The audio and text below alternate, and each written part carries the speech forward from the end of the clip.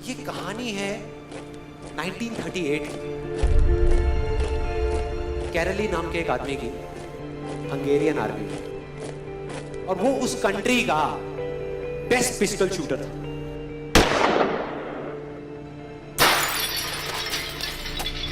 जितनी भी national championships हुई थी उस कंट्री में, उसको वो जीत चुका था। और सबको ऑलमोस्ट कंफर्म था कि 1940s में जो ओलंपिक्स होने वाले हैं उसमें गोल्ड मेडल कैरली को ही मिलेगा। और उसने सालों से ट्रेनिंग करी थी। उसका एक ही सपना था, एक ही फोकस था कि मुझे अपने इस हाथ को दुनिया का बेस्ट शूटिंग हैंड बनाना है, बेस्ट बनाना है, बेस्ट बनाना है। और वो कामयाब हो गया, उसने बना लिया बेस्ट शूटिंग हैंड। सिर्फ 2 साल का फर्क था। 1938 में एक आर्मी का ट्रेनिंग कैंप चल रहा था।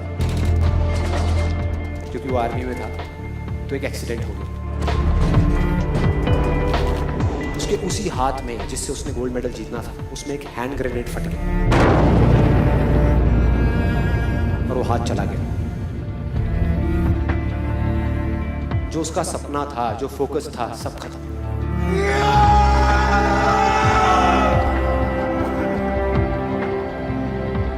उसके पास 2 रास्ते थे। एक तो ये कि वो बाकी की पूरी जिंदगी रोता रहे और कहीं जा करके छुप जाए, या अपना जो गोल था जिस पे उसने फोकस किया हुआ था उसको पकड़ करके रखे। तो उसने फोकस किया उस पे नहीं जो चला गया था, जो उसके पास नहीं था। उसने फोकस किया उस पे जो उसके पास था।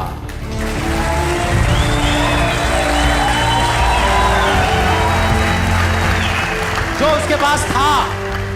और क्या था उसके पास में? एक लेफ्ट हैंड, एक ऐसा हाथ जिससे वो लिख तक नहीं सकता था। 1 महीने तक उसका हॉस्पिटल में इलाज चला इस हाथ के लिए, और सही 1 महीने बाद अपनी ट्रेनिंग शुरू कर दी इस हाथ की।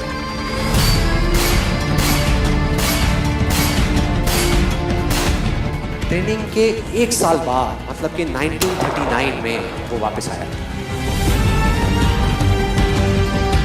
नेशनल चैंपियनशिप्स हो रही थी वहीं पे हंगरी में, और बाकी भी बहुत सारे पिस्टल शूटर्स थे वहां पे। उन्होंने जा करके उसको कांग्रेचुलेट किया, कहा कि यार देखो, ये होता है जज्बा, ये होती है स्पोर्ट्समैन स्पिरिट, कि इतना सब कुछ होने के बाद भी तुम यहां पर आए हो हमको देखने के लिए और हमारा हौसला बढ़ाने के लिए। किसी को नहीं पता था कि वो 1 साल से अपनी ट्रेनिंग कर रहा था लेफ्ट हैंड की। और उसने जवाब दिया, मैं यहां पर तुम्हारा हौसला बढ़ाने नहीं आया, तुम्हारे साथ कॉम्पीट करने आया हूं, तुमसे लड़ने आया हूं, तैयार हो जाओ। और कंपटीशन हुआ। बाकी सब वहां पर जितने भी लोग थे वो कॉम्पीट कर रहे थे अपने बेस्ट हैंड से। ये कॉम्पीट कर रहा था अपने ओनली हैंड से, ओनली हैंड से। कौन जीता? The man with the only hand, Kairali जीत गया। लेकिन वो यहां नहीं रुका। उसका गोल क्लियर था कि मुझे इस हाथ को इस कंट्री का नहीं, इस पूरी दुनिया का बेस्ट शूटिंग हैंड बनाना है। उसने अपना सारा फोकस उठा करके डाला 1940 पे, जब ओलंपिक्स होने वाले थे। लेकिन 1940s के ओलंपिक्स कैंसिल हो गए वर्ल्ड वॉर की वजह से।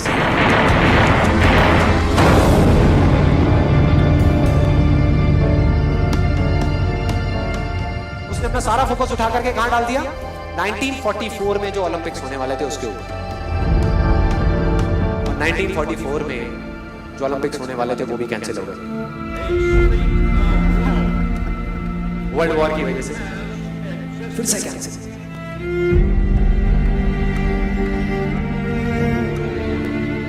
उसने अपना सारा फोकस उठा करके डाल दिया 1948 के ओलंपिक्स में।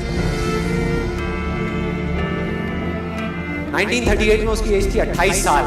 1948 में उसकी एज हो चुकी थी 38 इयर्स। और जो यंगर जो प्लेयर्स आते हैं निकल करके, उनसे कॉम्पीट करना मुश्किल होता चला जाता है। लेकिन मुश्किल नाम का ये वर्ड था ही नहीं उसकी डिक्शनरी में। वो गया, पूरे वर्ल्ड के बेस्ट शूटर्स आए हुए थे जो अपने बेस्ट हैंड से कॉम्पीट कर रहे थे, और ये अपने ओनली हैंड से कॉम्पीट कर रहा था। और कौन जीता? The man with the only hand.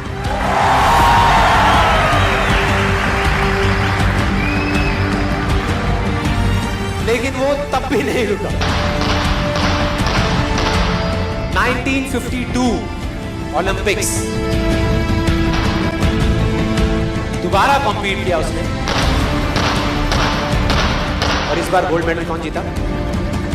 गैरल ली। 4 साल बाद दोबारा से, और पूरी की पूरी हिस्ट्री को बदल करके रख दिया ओलंपिक्स। इस पर्टिकुलर कंपटीशन में उससे पहले किसी भी एथलीट ने लगातार 2 गोल्ड मेडल्स नहीं जीते।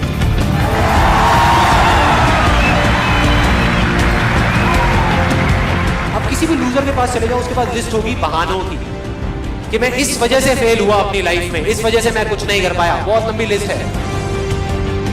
दूसरी तरफ विनर के पास चले जाओ, उसके पास में 1000 वजह होगी वो ना करने की जो वो करना चाहता है, सिर्फ एक वजह होगी वो करने की जो वो करना चाहता है, और वो कर जाएगा।